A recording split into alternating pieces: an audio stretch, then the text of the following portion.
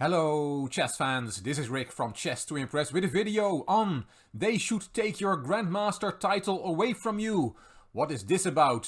Well, you may know that the Women's World Championship is going on at the moment as I'm recording this video. Alexandra Goryachkina, the challenger, has just won the 12th game to make the score 6-all against World Champion Hou Yifan. So the match is going to go into a tiebreak and I will make sure to report on that tiebreak in one of the future videos. We as chess fans are very lucky to have two fantastic official commentators on the match, which is live on YouTube.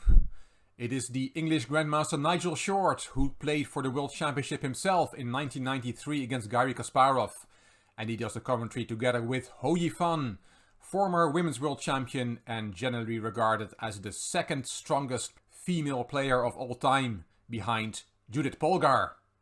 I'm going to play a little audio clip for you from the commentary on the 11th game in the Hou-Goryachkina match. Incidentally, d5 was played in the game Pillsbury against Stout. Who are they? Oh, come on, you don't know who Harry Nelson Pillsbury is? You've shocked me now. They should take your Grandmaster title away from you if you don't know who Harry Nelson Pillsbury is. Maybe I should say the name, Pillsbury. Whom? How do you spell Pillsbury? With a P. Yeah, I know, but I just thought...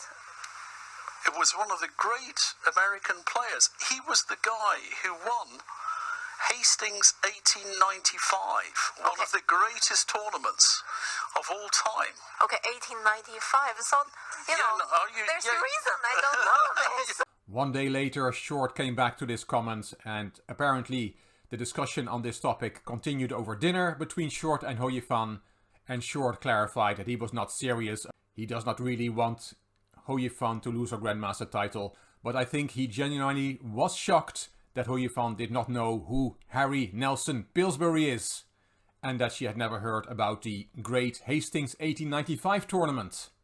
It was indeed one of the greatest tournaments of all time.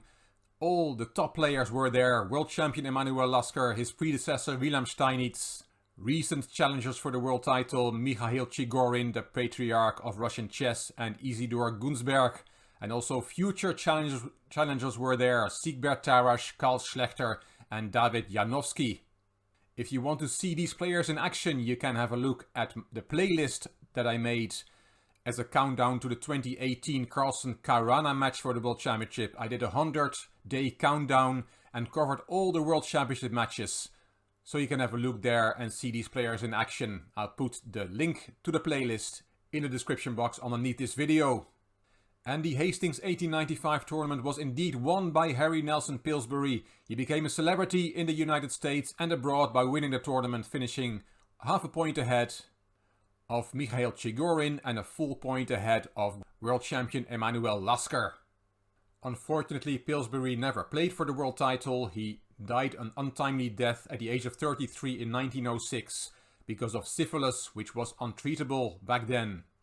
Let's have a look at one of the games that Pillsbury played in Hastings 1895. It was in the 6th round when he had the black pieces, so let's look at this game from the black side, from Pillsbury's side, where he played against the German Jack Mises. He was born and raised in Germany, but because of World War II, and Mises being a Jew, he went to the United Kingdom and spent his remaining days there. He died in 1954 at the age of 88, a lot older than his opponent in this game. Let's have a look what happened. Mises opened with e4, e5 from Pillsbury, knight c3, knight f6, bishop c4 and bishop b4. f4, we have a Vienna game. That's the name of this opening. d6, the knight got developed and Pillsbury castled. Here castling is the main move according to theory, but knight d5 was played by Mises. Pillsbury took the knight. Mises took back with the bishop and the knight got developed to c6. c3, kicking the bishop on b4. Bishop dropped to c5 and now f5. White goes into action before completing his development. The bishop on c1 is still at home, and it will take white a number of moves to complete his development. He needs to castle, and he needs to make room for that bishop. Pillsbury dropped back with the knight to e7. Bishop b3, preserving that beautiful bishop.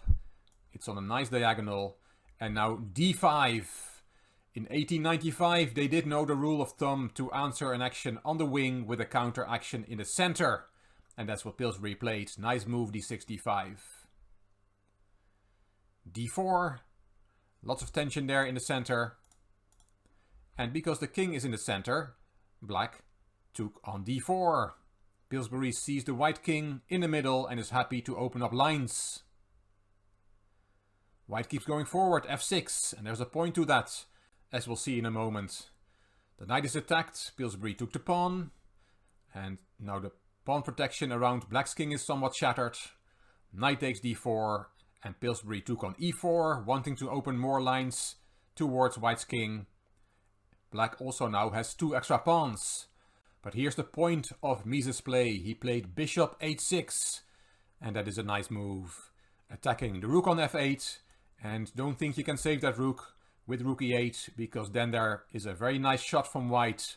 If you haven't seen this game before and you want to have a look what white can play here, then put the video on pause and look for that move yourself. Queen h5 is very strong here with a double attack. It's attacking f7, which would lead to checkmate in a few moves, and it's also attacking the loose piece, the unprotected bishop, on c5. Pillsbury saw this, he cannot save his exchange, he played knight g6.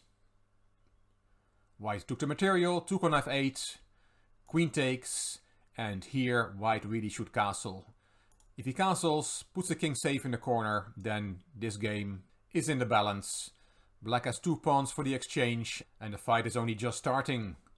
But in this position, white did not castle, and that's hard to understand. Even in 1895, the top players, knew the importance of king safety. But Mises played rook f1. Very strange move. Pillsbury played queen h6, activating the queen. The h2 pawn is hanging, the queen is threatening to infiltrate. Queen e2 was played, and bishop takes d4, instructive move, swapping off a strong piece. C takes d4 and f5, protecting the spearhead on e4. And here g3 is the best move according to the engine, which keeps the knight out of f4 and also protects the h2 pawn, a multi-purpose move. But Mises played a bad one, he played g4. And that allowed the knight into f4, hitting the queen. Queen went to c4, and now knight d3 check. And that knight is not a knight, it is an octopus. 80 years after this game was played, a knight like this would be called an octopus after a game from the Kasparov-Karpov match in 1985. That's one of the most famous games of all time. King e2, and there goes the pawn on h2, with check. And it is all over. Queen and knight will catch the king. If the king goes to d1, then there is knight takes b2 check. And that is a fork that wins the queen. Like this. In the game, the king went to e3.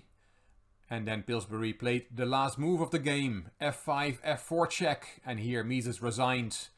White only has 2 legal moves. If he takes on e4, then there is queen e2 check. King d5 and bishop e6 or queen e6 checkmate. If after f4 check that pawn is taken, then there is queen takes f4 check, king e2, and this is also a nice checkmate. The bishop comes from its original square to deliver checkmate in one move. Crushing win from Harry Nelson Pillsbury, and that helped him on his way to winning this great tournament.